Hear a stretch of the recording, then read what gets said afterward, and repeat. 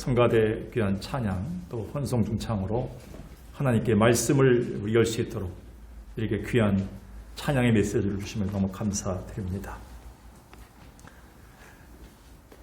지난 화요일은 우리 민족의 명절인 설날이었습니다. 이맘때만 되면 우린 가족의 소중함으로 고향의 부모님을 뵈러 가거나 인근의 친척들을 찾아뵙습니다. 물론 이번엔 코로나 상황으로 우리 발걸음을 제대로 할 수 없었기 때문에 많이 안타까울 뿐입니다. 그래도 설을 보내면서 우리의 부모님들께 깊은 감사를 드렸으면 합니다. 먼저 격동기에 이 땅에서 자녀를 낳아 키우셨고 남편 뒷바라지를 위해 눈물로 살아오신 우리 어머님들이 석광교회에 계십니다. 주님의 위로와 평안을 전합니다. 또한 가족의 생계를 위해 산업 현장에서 새벽밥을 먹고 밤늦게까지 고귀한 헌신과 수고를 마다하지 않고 일하셨던 우리 아버님들이 석광교회 안에 많이 계십니다. 심심한 경화를 드립니다. 사실 이분들이 없었더라면 지금의 우리가 있을 수 없었으며 현재 우리 조국과 더 나아가서는 우리 교회가 이렇게 서 있기 힘들었을 것입니다.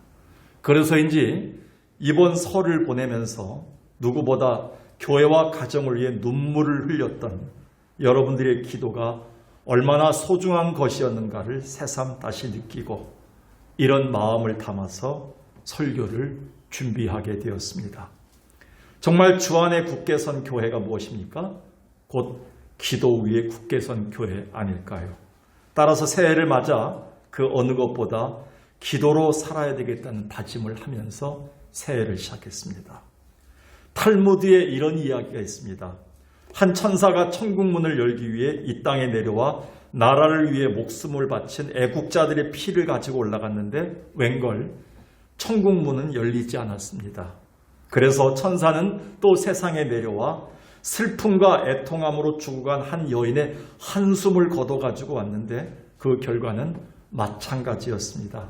천사는 마지막으로 세상에 내려와 자기 죄를 간절히 회개한 자의 눈물과 자녀와 이웃을 위해서 뜨겁게 기도했던 눈물을 담아가지고 올라왔는데 거짓말 같게도 그 순간 천국문이 열렸습니다. 이렇게 기도는 천국문을 여는 주를 믿는 자들의 특권입니다. 따라서 오스왈드 챔버스 목사님은 이렇게 얘기했습니다. 기도는 아침의 열쇠요, 저녁에 자물쇠다. 오늘 여러분 아침에 일어나서 열쇠를 열었나요? 그 열쇠가 기도입니다. 오늘 저녁 주무시기 전에 우리는 또 기도로 자물쇠를 잠가야 됩니다. 그래서 예수님은 이렇게 교훈하셨습니다. 마태복음 18장에서 진실로 너에게 말할 게 있다. 너희가 이 땅에서 매면 하늘에서도 매는 건데 혹시 너희든지 무엇인지 이 땅에서 풀게 되면 하늘에서도 풀리게끔 내가 그렇게 해주겠다. 너희 중에 두세 사람이 모여서 합심하여서 뭐든지 풀어달라고 기도하면 내 아버지께서 하늘에서 그들을 위해서 그렇게 해줄 것이다 라고 우리 하나님은 약속하셨습니다. 오늘 우리는 성경 안에서 한나라는 여인을 만날 수 있습니다. 이스라엘의 지형을 보면 남쪽으로는 사해가 있고 그 사해 왼쪽 위에는 에브라임 산지가 있습니다. 그 에브라임 산지에 엘가나라는 남자가 한나와 브린나라는 두 아내와 살고 있습니다. 그런데 안타깝게도 그 중에 한나는 자식이 없었습니다. 반면에 브린나는 두 아들을 두었습니다. 당시의 아들이란 가정의 미래이며 소망이었기 때문에 아무리 남편의 사랑을 차지하고 있는 한나라 할지라도 그 마음은 날마다 막막해졌고 무거워졌습니다. 고통은 심해져 갔습니다. 게다가 아들을 둘이나 낳은 브린나가 유세 부리면서 남편 사랑을 받은 한나를 시기하고 조롱까지 하고 박해하니 얼마나 괴로웠겠습니까? 따라서 그녀는 그 순간부터 통곡과 간절함의 기도로 하루를 시작하고 통곡과 기도의 간절함으로 하루를 마무리하면서 성전에 올라가서 마음을 쏟아놓기 시작했습니다.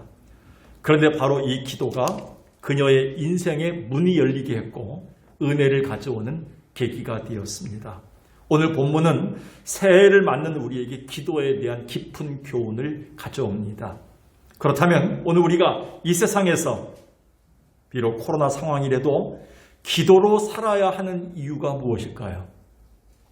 그 첫 번째는 우리가 연약하기 때문입니다. 강한 자들은 기도 안 해요. 뭔가 믿고 있는 게 많으면, 뭔가 든든히 의지하는 게 많으면 기도하지 않습니다. 그런데 연약하기 때문에 기도합니다. 오늘 10절에 보니까 한나가 마음이 너무 괴로워서 여호와께 기도하고 통곡합니다. 여러분, 통곡의 기도를 언제 해보셨습니까? 제가 너무 억울해서 통곡한 적도 있습니다. 여러분도 한번 살면서 통곡의 기도를 한 적이 있을 겁니다. 마음이 얼마나 힘들었든지 한나는 하나님 앞에 나가자마자 엎드려서 통곡하면 시간을 보냅니다. 왜 그랬을까요? 앞서 얘기했듯이 여인이 아들을 낳지 못하는 것은 당시 통념으로 볼 때 하나님으로부터 저주받았다는 그런 통념이 있었습니다. 또 그녀의 미래가 막막함을 뜻하기 때문입니다. 게다가 라이벌인 브린나가 그녀를 멸시하고 조롱하고 박해했기 때문입니다. 그래서 6절, 7절에 보니까요, 전문맥에 보니까 여호와께서 그에게 임신하지 못하게 하심으로 그의 적수였던, 우리 새로운 성경에는 적수라고 나와 있어요. 적수, 라이벌이었던 분인나가 그를 심히 격분하게 하고 괴롭게 하더라. 매년 한나가 여호와의 집에 올라갈 때마다 남편이 그같이 하매 분인나가 그를 격분시키므로 그가 울고 먹지 아니하니 이것 때문에 찢어지는 마음을 주 앞에 토해내고 날마다 하나님 앞에 울부짖을 수밖에 없었습니다. 사무엘서 기자는 한나의 그때 상황을 아주 단적으로 이렇게 표현했습니다. 15, 16절에 보니까 한나가 기도하다 너무 힘들어갖고 중얼중얼대고 어느 땐 너무 힘들으면 이게 목소리가 안 나오고 입만 움직일 때가 많은데, 그리고 미친 사람처럼 막 움직이고 이럴 때가 많은데 그거를 엘리 제사장이 보고 너 술 취했냐? 너무 힘드니까 네가 술 먹었구나 라고 오해하고 있는 거예요. 그때 이렇게 얘기합니다. 내가 나의 원통함과 격분됨이 많아서 그렇게 했습니다 라고 얘기합니다. 얼마나 힘들었을까요? 제가 군포하고 분당에서 목회할 때 문을 열어놓고 목회했습니다. 24시간 기도하게끔. 근데 우리 교회 다닌 사람들은 아닌데 매일 새벽마다, 매일 밤마다 와서 주변 사람들이 다 알 정도로 울부짖고 통곡하는 분들이 많았습니다. 애절히 기도한 분들 지금도 기억합니다.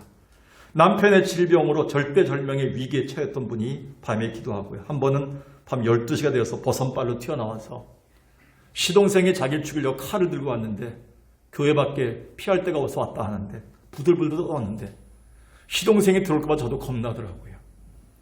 밤새도록 울며 기도합니다. 친정 식구들의 문제 때문에.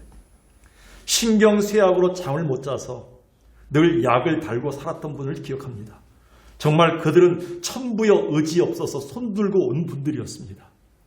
개척교회를 경험하면서 여러 교회들을 목회하면서 이런 분들이 지금도 생각나는 이유는 하나님이 얼마나 저들을 기억하고 축복해 주셨을까요? 근데 우리는 이렇게 약합니다. 그래서 하나님 앞에 나올 수밖에 없으며 마음을 쏟아놓을 수밖에 없는 연약한 인생입니다. 기도하지 않으면 하루도 버틸 수 없는 연약한 인생입니다. 그럼에도 지금 우리가 자식들의 아픔과 문제들을 보면서 코로나 때문에 기도할 수 없다고 미루는 분들이 있나요? 아니면 내가 피곤해서 건강할 때나 기도할 거라고 말하는 사람이 있나요? 이렇게 하다 보니 벌써 2년 2개월이 지났습니다. 제가 어제 저희 방에 걸려있는, 방해실 방에 걸려있는 사진들 보면서 우리가 행사를 치른 지가 오래됐더군요. 근데 거기에 벌써 이 날짜를 보니까 4년, 2년이 막 흘러가는 겁니다. 어떻게 이렇게 빨리 지나갈까? 미루다 보니까 벌써 여기까지 온 거 보니까 여러분 혹시 피곤하고 건강하고 지금 코로나 때문에 자식 문제가 급한데도, 남편 문제 급한데도, 내가 점점 약해져 간데도 혹시 미루고 있지 않나요? 아니오시다. 자식들과 우리 이웃들의 고통, 그 아픔을 볼 때 비록 우리는 연약하나 우리 하나님은 능히 이 문제를 이루실 것을 믿고 납작 엎드리는 겁니다. 그래서 하나님은 우리 연약함을 누구보다 잘 아시기에 이렇게까지 약속하셨어요. 로마서 8장에 보니까 이와 같이 성령도 우리의 연약함을 도우신다. 하나님은 우리에게 오셔서 연약한 부분을 도우신다 이렇게 약속하신 거예요. 너무 강하고 세고 다 알고 뭐든지 내가 박사고 이런 사람들한테는 하나님 도우시겠습니까? 난 오늘도 아이고 아무것도 못하고 힘이 없고 난 하나님 앞에 하나님 없이 못 삽니다라는 자들 하나님 그 연약함을 도우시러 오신다는 성령을 통해서. 그래서 내가 기도하기 힘든데 내 안에서 탄식하고 허가 울게 만들고 자꾸 외치게 만들고 기도하게 만든다는 거예요. 그리고 어느 날 내가 뭘 기도할지 모르는데 기도 제목까지 생각나게 하셔서 기도하게 하시는 분이라는 거예요. 하나님 우리의 연약함을 너무 잘 알고 계세요. 우리는 기도 자리까지 나가는 것도 힘들 정도로 연약한 자들이에요. 그리고 막상 기도한다 해도 무엇을 기도해야 할지 잘 모르는 연약한 자들이에요. 그런데 주님은 우리의 연약함을 다 내려놓으면 그때부터 반드시 도우시겠다고 분명히 약속했습니다.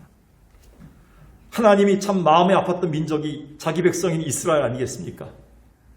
돌려놓으면 또 타락하고 뺏어오면 또 그들이 세상으로 나가고 이런 민족을 하나님께서 심판하고 저들을 매를 치시면서 마음이 아팠어요. 근데 예레미야를 통해서 하나님 이렇게 약속하시더라고요. 그럼에도 불구하고 내 새끼들이 아니냐. 예레미야 29장에 보니까 너희가 그래도 내게 부르짖으면 나를 찾으면 내게 오면 내가 너의 기도를 들어줄 거다. 너희가 온 마음으로 나를 구하면 나를 찾을 것이요 나를 만나게 될 것이다. 여러분 자식 새끼가 또 자식들이 우리의 삶에서 너무 우리를 마음이 힘들게 하고 나이는 점점 들어가는데 우리의 마음을 자꾸 무겁게 한다 할지라도 여러분 그냥 놨습니까? 그냥 포기합니까? 잊어버립니까? 아니에요. 내 자식이에요. 기도할 수밖에 없어요. 나는 연약해서 할 수 있는 게 기도밖에 없어요. 바싹 엎드리는 겁니다. 하나님은 그럴 때 내가 만나주겠다고 약속하시고 계십니다. 그럼에도 여전히 자기 주장이나 신념이나 고집이 센 사람들은 기도하지 않아요. 아직 자기 힘으로 할 수 있다고 버텨요. 자기 자신이 강하다고 믿기 때문이에요. 따라서 오늘 우리가 우리의 연약함을 알기에 기도로 사는 자 되기를 주의 이름으로 축원합니다. 이런 면에서 이 찬양을 한번 우리가 1, 2절만 부르고 다시 한번 두 번째로 넘어갔으면 좋겠습니다. 너 예수께 조용히 나가 내 모든 짐 내려놓고 주 십자가 사랑을 믿어 죄사함을 너하리라.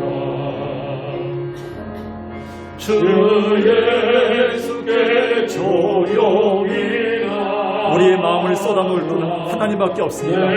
연약한 우리의 마음을 받아주실 분은 끝까지 들으시는 분은 하나님밖에 없습니다. 연약하기 때문에 기도하는 거예요. 하느님 보시는 종이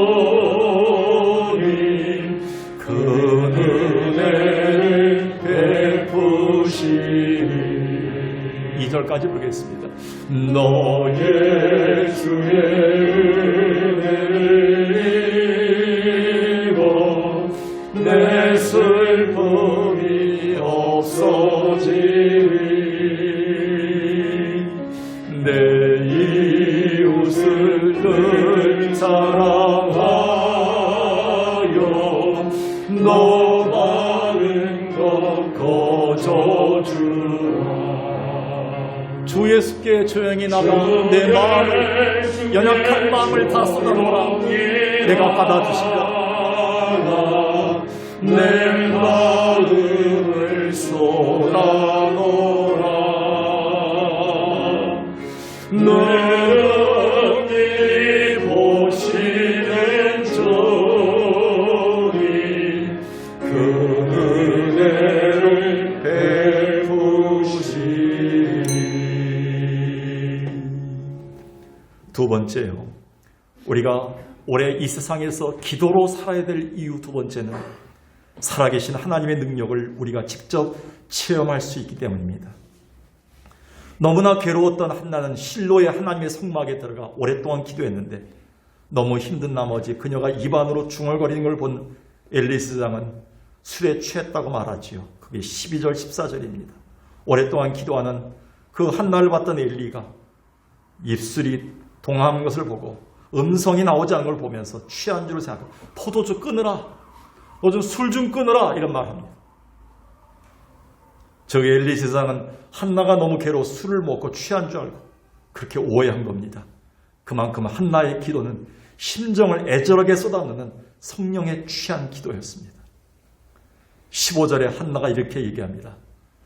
제사장이여 내 주여 그렇지 아니하니이다. 나는 마음이 너무 슬픈 여자입니다. 포도주나 독주를 마시지 않았는데 내 심령이 너무 괴로워서 심령을 토하다 보니까 이렇게 술 취한 것처럼 됐습니다. 제가 봤을 때는 성령이 취한 것 같습니다. 결국 한나의 이런 간절하면서도 하나님을 향한 심정이 통하는 기도는 그녀에게 무엇을 선물했나요? 기도로 사는 자, 하나님 앞에 엎드린 자가 누리는 살아계신 하나님의 능력을 직접 체험하는 은혜를 받았습니다. 19, 20절 보겠습니다. 아침에 일어나 여호와 앞에 경배하고 돌아가 라마의 집에 이릅니다. 엘가나가 그의 아내 한나와 동침하며 여호와께서 그를 생각하신지라. 여러분, 기도가 가장 묘미 있고 기도가 기쁠 때가 언제인지 아십니까? 하나님이 어느 날 이 기도를 들으셨다는 확신이 들 때가 있어요. 하나님이 나를 돌아보신다는 생각이 들 때가 있어요. 그날인 거예요. 그래서 그때 하나님께서 생명을 주셨어요. 생명의 이름은 뭐니까 사무엘이에요. 원래 사무엘이라는 이름은 우리가 알다시피 쉐마, 원래 샤르마, 듣다, 들었다는 뜻을 갖고 있죠. 그래서 하나님이 내 기도를 들으셨다라는 의미로 사무엘을 이름 짓습니다. 그리고 하나님께 구하여 받았다, 다른 얘기로 얘기하면 내가 하나님께 기도해서 하나님의 능력을 체험했다라는 뜻을 갖고 있어요. 우리가 올해 한 해 동안 기도하게 되면 영적으로 영적인 사무엘을 많이 낳을 줄로 믿습니다. 우리가 하나님 앞에 기도해서 얻은 그 기도 제목들이 사무엘의 사무엘. 하나님께 기도해서 하나님이 들으셔서 내게 주셨다. 하나님의 능력을 직접 체험했다. 이런 뜻을 갖고 있다는 것입니다. 우리가 하나님 앞에서 이렇게 기도할 때 하나님의 능력을 체험하는 것은 우리뿐만 아닙니다. 이것은 일찍이 갈멜산에서 선지자 엘리야는 이방신을 섬기던 선지자 850명과 대결했을 때 무엇보다도 하나님께 이렇게 기도했습니다. 한마디로 하나님의 그 능력을 알게 해달라고, 체험하게 해달라고 기도한 것이죠. 열왕기상 18장 36, 37절을 보겠습니다. 선지자 엘리야가 나가서 하나님께 말하되 아브라함과 이삭과 이스라엘의 하나님 여호와여, 주께서 이스라엘 중에서 하나님이신 것과 내가 주의 종인 것과 내가 주의 말씀대로 순종하니까 모든 일이 이루어졌다는 것을 오늘 제가 알게 하옵소서. 그러니까 하나님이 살아계신 것, 하나님이 역사하신 것, 말씀대로 순종하면 된다는 것을 직접 체험하게 해달라고 기도한 거예요. 그 다음 절 보니까 여기에 모이는 모든 사람들이, 이방 사람들이 불을 내리시면 하나님이 살아계신 것을 모든 사람이 알게 하옵소서라고 기도합니다. 자기뿐만 아니라 주변 사람들 모두가 다, 가족들 모두가 하나님이 살아계심의 능력을 체험하게 해달라고 기도합니다. 여기서 알게 하옵소서라는 말, 이 말은 구약 성경의 944회 사용, 엄청난 거죠. 하나님이 자주 사용한 단어인데요. 이거는 알다라는 말입니다. 이게 히브리어는 야다. 히브리어로 야다인데요. 알다, 알게 하옵소서라는 말이 들어가 있습니다. 이 말은 하나님을 직접 보고 느끼고 경험하고 체험하는 인격적인 관계를 말할 때 쓰입니다. 그러니까 목사님이 말하는 하나님, 우리 구역 인도자가 간증하는 하나님, 어떤 기독교 방송에서 나와서 누가 얘기하는 그 하나님이 그분의 하나님이 아니라 내 하나님으로 체험하는 순간이 바로 알다란 야다의 하나님. 기도는 아브라함과 이삭과 야곱의 하나님이 내 하나님이 되는 순간이 바로 기도입니다. 바로 능력을 체험하는 순간이라는 것이죠. 엘리야는 이걸 꼭 기도했어요. 이것이 바로 우리가 코로나 상황에도 불구하고 기도로 살아야 될 이유입니다. 지금은 주의 능력을 경험할 수 있을 때입니다. 제가 여기는 기록되지 않았지만 최근에 선교학자 마크 프로스트가 쓴 최근 온라인 잡지인 처치 리더스에 게재된 현대교회 공동체를 향한 병폐를 꼬집은 글을 본 적이 있습니다. 그는 이렇게 얘기했습니다. 교회는 충분히 친절하다. 하지만 당신들의 친구가 돼주진 않는다. 여전히 교회 밖에서 볼 때는 그저 좋아하는 사람들끼리 모인 집합체, 그 이상 그 이하도 아니기 때문이다. 코로나로 당한 지금 교회는 문을 닫고 있지만 세상에는 고독한 자들이 넘쳐나고 있다. 지금이야말로 교회가 세상 속으로 걸어나가야 할 때이다. 지금이야말로 전도할 때다. 주의 능력이 나타날 때다. 이렇게. 얼마나 정확한 지적인가요? 하나님은 이 상황을 모르실까요? 우리가 이 상황에 기도할 것은 하나님, 이때 하나님 코로나 상황 속에서도 우리 교회를 통해서, 나를 통해서, 우리 가정을 통해서 하나님이 살아계심을 보여주는 기회가 되게 하옵소서. 하나님의 능력이 나타나는 때가 하여 주옵소서. 이렇게 기도해야 됩니다. 그래서 요즘 교회가 문을 닫겠다는 교회들 목사님들이 많이 찾아오십니다. 상담을 많이 합니다. 제가 노예 또 선배로서 또 진경 노회장으로서 거기에 관심이 너무 많고 개척교회에 관심이 많은 목회자로서 만나 상담할 때 마음이 아플 때 제가 꼭 해드릴 말이 있습니다. 지금 이 교회가 부흥할 때도 하나님은 교회를 놓치지 않는 한, 하나님 붙잡고 있는 한 절대 하나님의 교회는 무너지지 않는다. 우리가 기도해야 될 이유가 뭡니까? 하나님의 살아계신 능력을 우리가 직접 체험할 기회이기 때문에 그렇습니다. 루스 토커라는 사람이 쓴 선교사 열전이라는 책이 있습니다. 여기에 보면 지금도 선교의 오지라 할 수 있는 아프리카에서는 얼마든지 하나님의 놀라운 기적들이 일어나고 있음을 알 수 있습니다. 무더운 날씨가 계속되는 피지역에서 선교사 아내가 중병에 걸려 사경을 헤매고 있습니다. 현지 의사는 이렇게 얘기합니다. 지금 열병으로 몸이 불덩이 같아 무엇보다도 이 열을 낮추지 않으면 이 열로 죽게 됩니다. 당장에 얼음이 필요합니다. 그런데 안타깝게도 그 지역 여건상 얼음은 구할 수가 없었습니다. 그때 선교사의 어린 딸이 이렇게 말했습니다. 우리 엄마가 죽으면 안 돼요. 어떻게든 얼음을 구해야 해요. 하나님은 우리가 필요한 것은 뭐든 주신다고 약속했기 때문에 제가 얼음을 달라고 하나님한테 기도를 시작할게요. 어린 딸은 기도를 시작했고 쉬지도 않고 계속 기도만 했는데 그날 오후 늦게 시커먼 구름이 몰려오더니 비를 뿌렸고 생전 보지 못했던 우박이 쏟아져 내렸습니다. 그래서 그 우박을 모아서 얼음으로 선교사 아내는 열이 내려 살게 되었습니다. 바로 그 우박은 우연한 것이 아니라 어린 딸의 기도로 하나님이 내려주신 응답의 얼음 선물이었습니다. 지금도 그리스도인들이 간절히 기도하는 현장엔 살아계신 하나님의 능력이 저들 속에 체험케 하고 나타나고 있습니다. 그래서 야고보는 야고보서 5장에서 이렇게 얘기합니다. 믿음의 기도는 지금도 병든 자를 일으키고 있다. 믿음의 기도는 많은 죄인들을 돌아오게 하고 있다. 16절에 그러므로 서로 죄를 서로 고백하며 병 낫기를 위해 서로 기도하라. 의인의 강구는 역사한 힘이 크다. 오늘 우리의 기도로 살아계신 하나님의 능력을 체험하는 자 되기를 주의 이름으로 간절히 축원합니다. 마지막으로 우리가 어려운 이 땅에서도 기도로 살아야 될 이유가 뭡니까? 우리가 하나님이 기뻐하시는 삶을 살도록 인도해 주기 때문입니다. 뭐가? 기도가. 어떻게 살아야 될지 몰라 막막할 때 하나님이 어떤 삶을 살지 원하시는지, 하나님이 어떤 삶을 기뻐하시는지를 인도하시는 게 기도라는 거예요. 한나의 간절한 기도 제목은 한마디로 아들 달라는 거였습니다. 그런데 우리가 성경을 자세히 볼 필요성이 있습니다.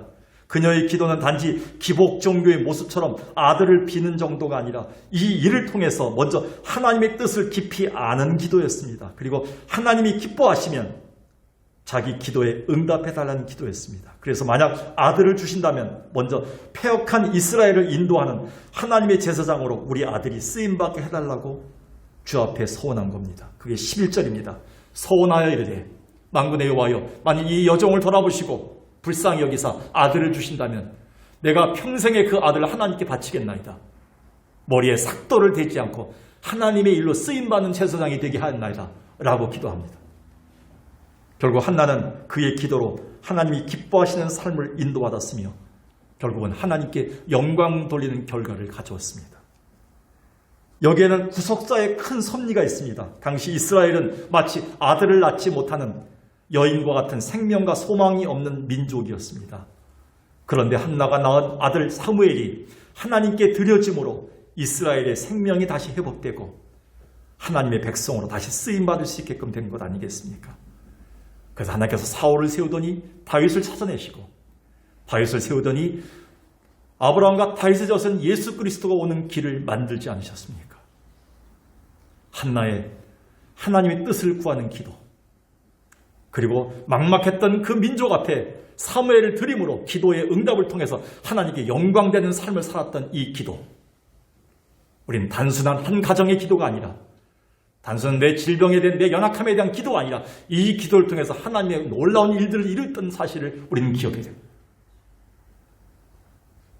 그래서 예수님은 이렇게 교훈했습니다.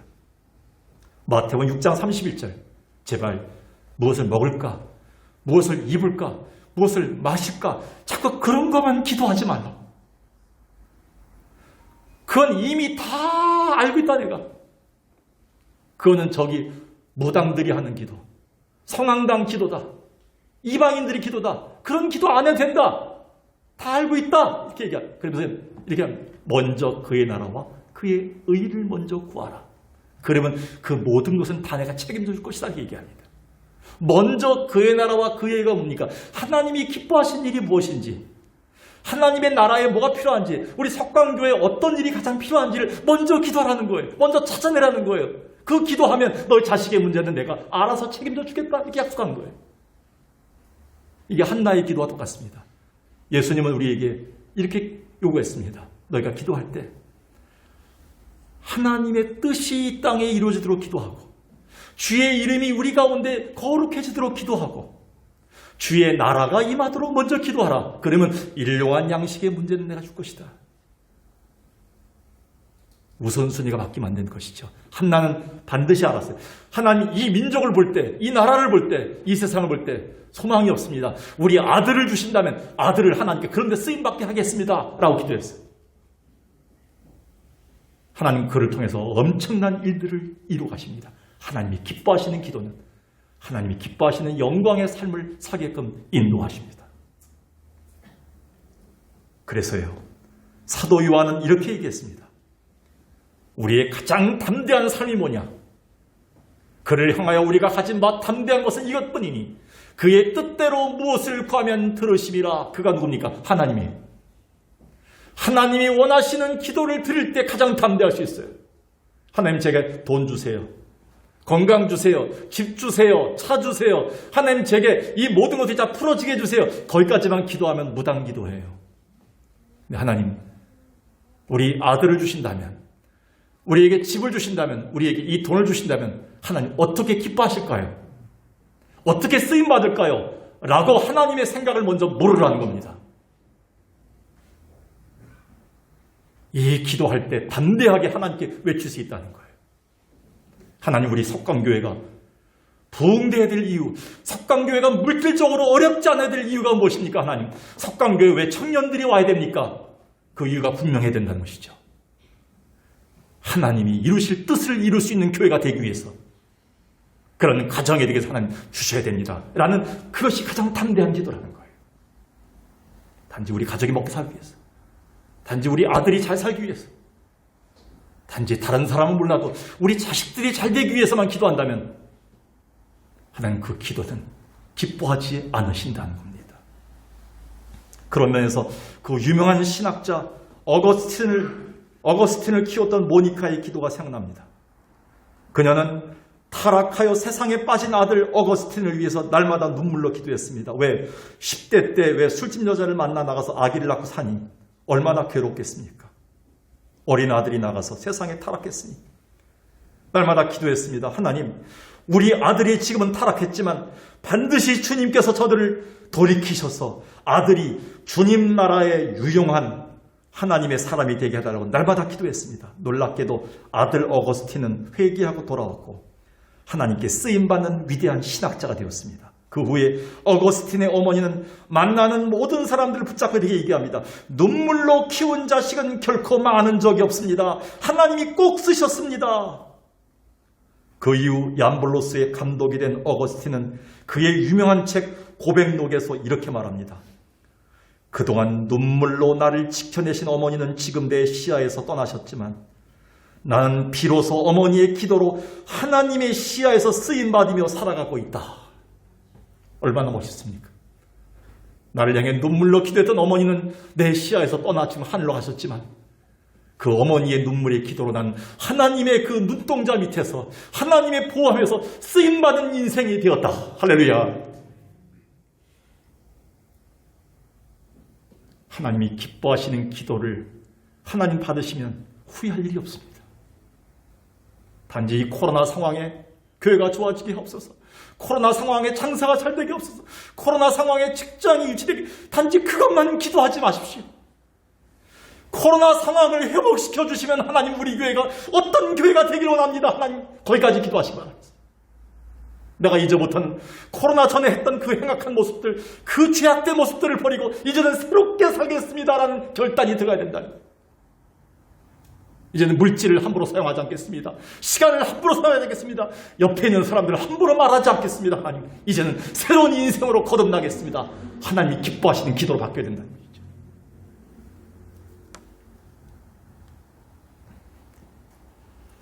여러분, 늦지 않았습니다. 아직 늦지 않았습니다. 기도는 우리뿐 아니라 우리 자식들로 하여금 하나님이 기뻐하는 삶을 살도록 인도해 나갑니다. 아직도 막막하나요? 아직도 우리가 어떻게 살아야 될지 막막하나요? 나이가 점점 들면서 육신의 연약함을 보면서 우리는 점점 우리의 무거움을 어떻게 이겨내고 있나요? 이 상황을 인도해 달라고 하나님께 기도해야 되겠죠.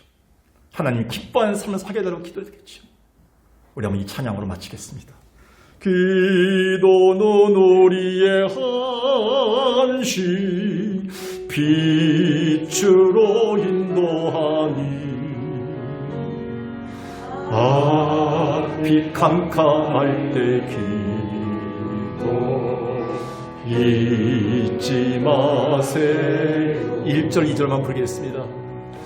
오늘 집을 나서니 저 기도했나요?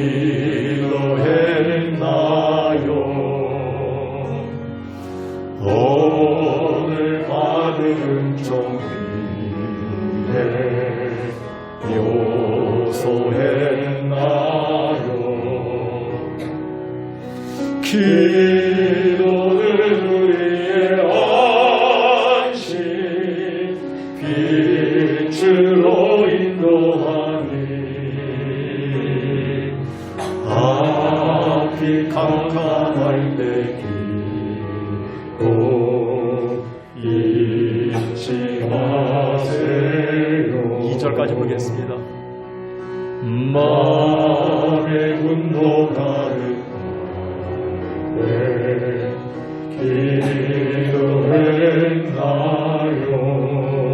나의 앞길 막는 친구, 나의 앞길 막는 친구 용서했나요? 기도는 우리의 안식, 기도는 우리의 안식 빛으로 인도하니 앞이 캄캄할 때 기도 잊지 마세요. 잠시 기도하겠습니다. 이 세상에서 우리가 기도로 살아야 될 이유는 무엇인가요? 하나님 세 가지를 분명하게 우리 마음에 새겨주셨습니다. 새로 맞이한 새해 첫 예배에서 주님은 우리가 이 세상에서 그래도 기도로 살아야 될 이유가 무엇인가를 새겨주었습니다. 우리가 연약해지기 때문입니다. 우리는 호소할 데가 없어요. 쏟아놓을 데가 없어요. 남편한테, 아내한테, 자식들한테 어느 때는 쏟아내도 힘들어할 때가 많아요. 더 무거워질 때가 많아요. 우리가 연약하기 때문에 그래요. 우리가 이제는 살아계신 하나님의 능력을 직접 눈으로 봐야 되기 때문에 하나님의 능력을 체험하기 위해서라도 기도해야 돼요. 그리고요, 하나님이 기뻐하는 삶을 마지막으로 살아낼 수 있도록 기도하게 되면 하나님이 그 길을 자꾸 열어주세요. 어떻게 살아야 될지. 기도하면서 하나님이 기뻐하는 삶을 살아낼 수 있도록 기도하셔야 됩니다. 살아계신